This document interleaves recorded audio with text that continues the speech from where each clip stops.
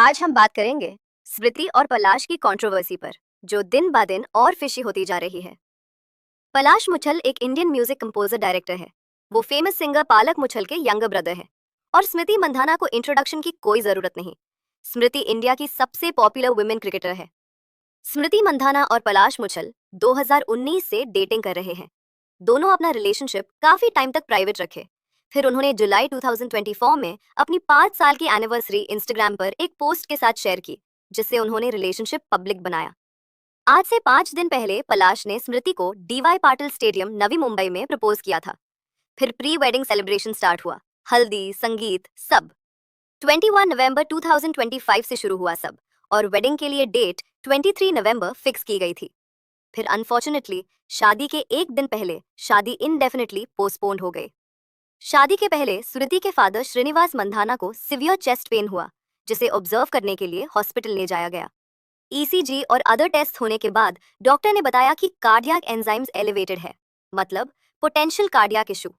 लेकिन और एक न्यूज काफी जोर से वायरल हुआ, जहां बताया गया कि शादी से पहले पलाश ने स्मृति को वेडिंग कोरियोग्राफर के साथ चीट किया।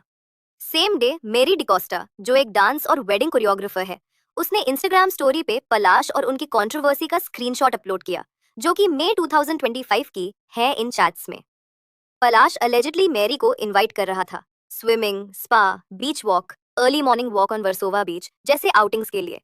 मैरी ने अलेजिडली रिलेशनशिप स्टेटस के बारे में पूछा था। जब उसने पूछा कि तुम्हारा क्या रिलेशन है, तब पलाश इवेडिंग आंसर दे रहा था। उसने अलेजिडली कहा कि उनका लॉन्ग डिस्टेंस रिलेशनशिप सक्स है। उनका मिलना सिर्फ वंस इन 3 to 5 मंथ्स होता है। आप लोग चाहो तो वीडियो पॉज करके कॉन्वर्सेशन रीड कर सकते हो।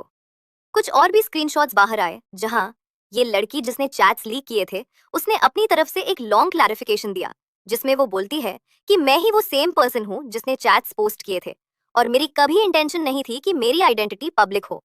उसने क्लियर बोला कि ये चैट्स मई से जुलाई 2025 के बीच के थे, और सिर्फ 1 मंथ तक बातचीत चली। उसका कहना है कि उसका पलाश से कभी कोई इन्वॉल्वमेंट नहीं था, वो उससे कभी मिली भी नहीं, और लोग अननेसेसरीली पूछ रहे हैं कि अभी क्यों एक्सपोज किया, जबकि अकॉर्डिंग टू हर उसने पलाश को सिर्फ इसलिए एक्सपोज किया क्योंकि कोई उससे जानता भी नहीं था, और वो पर्सनली स्मृति को एडमायर करती है। अब लोग उसको गलत समझ के कोरियोग्राफर बोल रहे हैं, जो अलेजिडली वेडिंग से एक दिन पहले वाला चीटिंग रूमर है। लेकिन वो क्लियरली बोलती है, मैं कोरियोग्राफर नहीं हूँ, मैं वो लड़की नहीं हूँ जिसके साथ चीटिंग का एलिगेशन लगाया जा रहा है। वो सिर्फ ये साफ करना चाहती थी। पर जब से बैकलैश शुरू हुआ, हेट आया, लोग आइडेंटिटी ढूंढने लगे, तब उसको अपना अकाउंट प्राइवेट करना पड़ा। उसका कहना है कि उसने कभी ये सब नहीं चाहा था, बस सच बोलना चाहा। पर अब सिचुएशन उसके कंट्रोल से बाहर हो गई।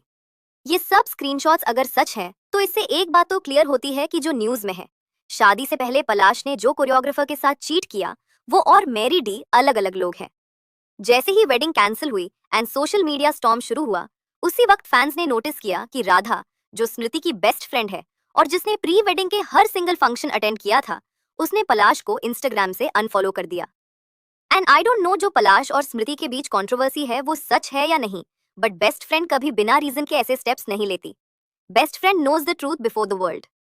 वेडिंग पोस्टपोन होती है तो जनरली कपल अपने प्री वेडिंग पोस्ट डिलीट नहीं करता, बट यहाँ कहानी कुछ और ही कह रही है। स्मृति मंधाना ने अपने इंस्टाग्राम से पलाश के साथ सारी प्री वेडिंग फोटोज और वीडियोस डिलीट कर दिए, बट अनफॉलो अभी तक नहीं किया, और पलाश ने कुछ भी डिलीट नहीं किया, ना ही अनफॉलो किया। If it was just a postponement, why delete everything? कुछ तो फिशी है। और एक न्यूज बाहर आया, जब स्मृति के फादर हॉस्पिटल में थे, पलाश की हेल्थ अपडेट के बारे में उनकी मां अमिता मुछल ने दी। मीडिया में उनके स्टेटमेंट्स आए, जिसमें बताया गया कि स्ट्रेस और इमोशनल शॉक ने पलाश की तबीयत खराब कर दी थी। उनको आईवी ड्रिप और शॉर्ट हॉस्पिटल स्टे हुआ है। अगर ये चीटिंग वाली कंट्रोवर्सी सच निकली ना, तो मैं बस एक ही बात बोलूंगी, कुत्ते को घी और आदमी को लॉयल्टी कभी हजम नहीं होती। अपना क्या पॉइंट है इस टॉपिक में, जरूर बताएं कमेंट में। Thanks for watching, like, share and subscribe. See you in another video. Till then, take care.